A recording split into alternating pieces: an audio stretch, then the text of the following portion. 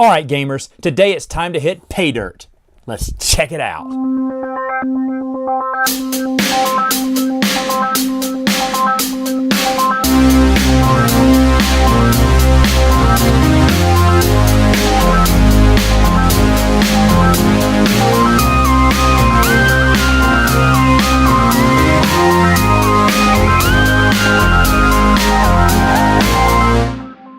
To set up a game of Paydirt, what you have to do is divide your equipment, your personnel, and claims over on their spaces on the main player board here. Put out 3 of each here.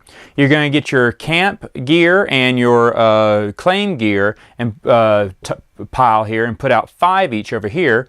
And of course you're going to have your hardship cards over here.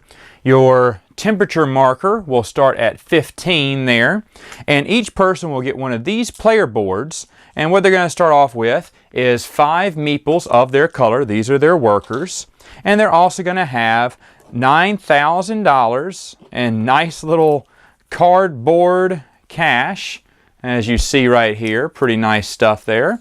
And then they're also going to have their own claim, and claims will be, it'll have their color at the front top of it, and they'll start off with 3 Bs, which are 3 Baron tokens. So you're going to get these little Baron chits out of the bag. You're not going to look underneath them, so you don't know what they are, and you're going to place them on the board like that. The first player will start off with this little hard hat token, and then they'll begin the game. Now each player board gives you the order of what's going on each phase in the game. So the first phase is the auction phase, and how this works is the person who is the first player is going to start, and they're going to start the auction for equipment, personnel, or claims. And so let's say I did one on personnel. Well, personnel, if you hire this gives you more meeples, more workers that you can put in your game. And as you see on each one of these in the green section here, they give you what the starting bid would be for each one of these items. And so the first player to pick that one could start with the minimum bid. Of course, they could pick higher than the minimum bid if they wanted to. But they're only choosing one of these 3 areas. And so let's say I picked personal, and then we start around the bidding. Of course, the highest person to bid would win that person. After that, you would put the no bid token on personnel, because then it goes to the next player, and they're going to get to decide, well, this won't go to the next player, but the decision will go to the next player on what they want to bid on next. So equipment or claims. And let's say that next person says, I want to make up a bid for equipment. And equipment in the game is really nice, as you see here, and I'll be showing you how this works, but you're taking these little these tiles here, and you're excavating the ground, and then you're loading it up and putting it in your wash plant, and hopefully filtering out and getting some good gold nuggets here. But there are 3 spaces in each one of these areas. If you buy nicer equipment, they could come with only 2 spaces, so you can actually move it faster along the conveyor belt. Or look at this one. This only has 1 space. That's really nice too. So you definitely want some extra equipment to upgrade what you have here and to move that dirt faster down the belts there. So after that, they would, bet on, or bid on equipment, and then the no bid token would go over here. Now this would continue to go around until each player has bid on 1 item. So if there's 3 players, you're going to bid on 3 items. And the third player, in this instance, they could go back and bid on personnel, or they could go to claims. Now looking at claims, you're going to need some new claims, because you could go through these pretty quick. And these claims have little letters on them, sometimes B for Baron. Those are the worst kind of tiles. They give up some gold, but not much. P is for promising. Those tiles are most likely better than Baron, most likely at most times. And then the final one is an R, rich. Those are always good. Those are definitely good than Baron, and usually better than promising. So anyway, you do want some of these. Now, you can take up and shift through any of the dirt in any order that you want, unless you have a claim token that has this arrows on it. That means I have to take the Baron first, and then the promising, and then the promising. I have to do it in that order. And there are a few claim tokens who make you take it in order. Other than that, though, I can shift and take any one of these unless there's arrows given to me. Now, after the bidding phase, we then go to the work phase. And this is where you're going to take your meeples, and you're basically just going to place them either on your player board or the main player board to take some actions. Now, one of the most basic actions, of course, is loading this dirt onto the belts here and getting it processed. And how you would do that, you would have to put at least one meeple there to drag one of these pieces of dirt and put it on the first spot in that equipment. Now, when you do that, you're running damage on that equipment there, and you have to put one damage cube on top of it. Now, as you see, there are 3 spaces here, which means I can load up to 3 dirt tiles. Once the 3rd dirt tile is on there, that would mean that this piece of equipment would break down and it wouldn't work for me anymore, meaning I couldn't put any more tiles on that until I fixed it.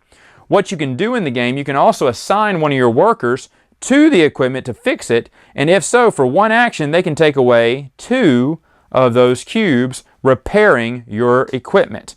So that's one thing to keep in mind. Now, how equipment moves on the belts, if I wanted to, let's say I wanted to assign 3 people to that area, and that's what I did. And I took my first Baron token. One person would activate it, and then these other 2 meeples would push it along the area. If I assigned another one here, he would pull it onto this area, and of course, since I pulled more dirt, new dirt onto this, what's this called, a loader, then I would assign the loader 1 damage. So as you see, as they're shifting dirt down this way, damage is going to happen every time they get a new tile placed on their equipment there. Now, for the last tile, when it hits here, it's going to shoot down here, and you're going to finally reveal it for the first time, and it is 3! Yay! I get 3 gold out of that. And as you see, there's gold in the game that's really nice. These nice shiny nuggets. This one counts for 5 gold. These count for 1. So I'd actually have to put 1, 2, and get a 3rd one out, 3. And so I would have 3 gold in the game. Now that's really nice. After this, I would discard this tile. We wouldn't use it again. Now, other actions you can perform in the game, let's say I had more of these workers here, I could actually assign them to places like the sales office. And in the sales office, for each worker I have in here, I can sell up to 2 nuggets of gold for $3,000 each. This is a way you can get money in the game. So if I wanted to sell some of these gold nuggets, I could and get some money. Now, gold nuggets is how you win the game. The person with the most gold nuggets would win. So why would you want to sell gold nuggets?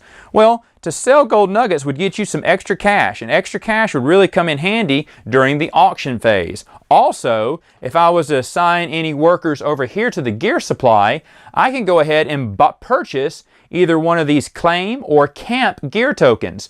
And of course, these are claim gear, and the brown ones or grayish ones are camp tokens. I can have one of each on my player board, and they would just go in their respective places here and here. And I could use them at any time. Of course, when I do use them, as you see, they can also have damage. But these can also be repaired as well with workers. So these can help you out in the game. They can hurt other players too. They can give you extra little benefits and, little cheats in the game. And there is no bidding on these. It's just, first player or the next player in turn would get to pick. And if there's another color there, they get to pick after me.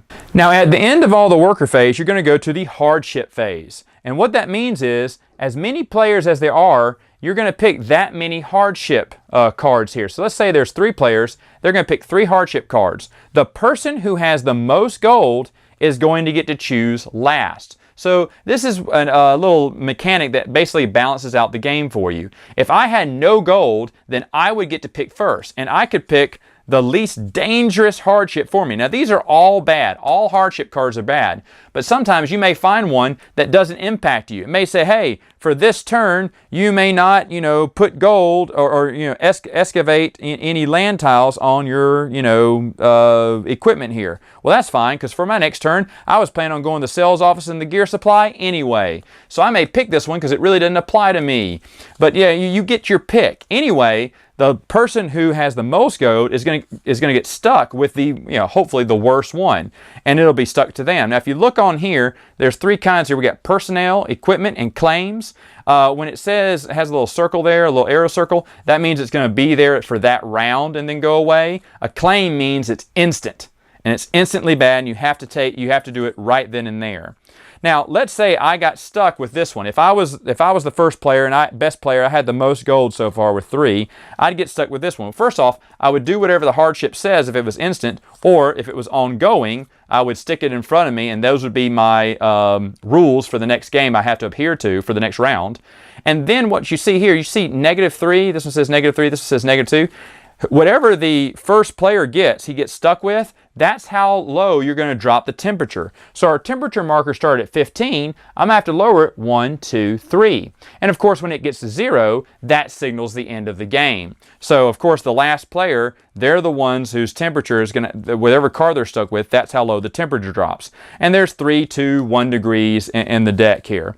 But hardship cards are always bad. Now after the hardship cards, it then goes to the income phase, where each player will receive an additional 2,000. Not that much for auctions, but hey, it's something. And then you will pass the first player token to the next player clockwise, and the game will keep going. Again, as I said, the person with the most gold at the end of the game wins. Final thoughts. What do I think about this game? Man, oh man. I do love this game. This game arrived right before me and my little nephews went to BGG Con this year. And so we brought it with us and we played it that night at our hotel and loved it. I fell in love with it. The little guys fell in love with it. It is a fun game. It's a well-developed game. This box is super sturdy. Those gold pieces look nice. Everything about the game is high quality. Now, I got to be honest. I got this just by reading the description. If you're digging for gold in Alaska, I have a buddy, Rick Miller, who also has a YouTube channel, who talks about living in Alaska. He grew up here in Louisiana, and now he's up there in Alaska. And he, for fun, just kind of panned for gold. He found some gold dust. That's about it. But he just had fun. And that made me think of Rick. And I was like, you know what? I'm going to get this game in his honor because it seems like a fun game. And it is. I'm so happy I got this. The bidding auction, you know, trying to get the equipment, trying to get people. You need extra workers, you need good equipment, and you need good claims to keep getting that gold. But it sucks because whoever has the most gold gets beat up the most. My little nephew, when we were first playing, he was hoarding all the gold, but when he kept getting just the awful cards, you know, during the harsh conditions, he's like, forget this, and he sold most of his gold so he would not be first going into the next round. So the game, it really does punish you. I know people don't like that, but I think that's fair because, you know, someone who has a head start will never let go of all their gold unless they're getting beat up with those harsh, those cards that are just so bad at times. Now, they did come out with some mini expansions. They are on the BGG store as of 2017. And there are 3 little expansions. I have not yet played with them. I did get them all. Basically, they're just extra cards and extra tiles for the game, and that is always good. Some of them have little special abilities, of course, but we haven't played with any of these yet, but I want to play with them soon the next time we play with it. I love Paydirt. I think it's well worth your time to get. I think it's kind of inexpensive on the secondary market, but it is a great game. All right, gamers, that is all the time I have for now. Until next time, game on!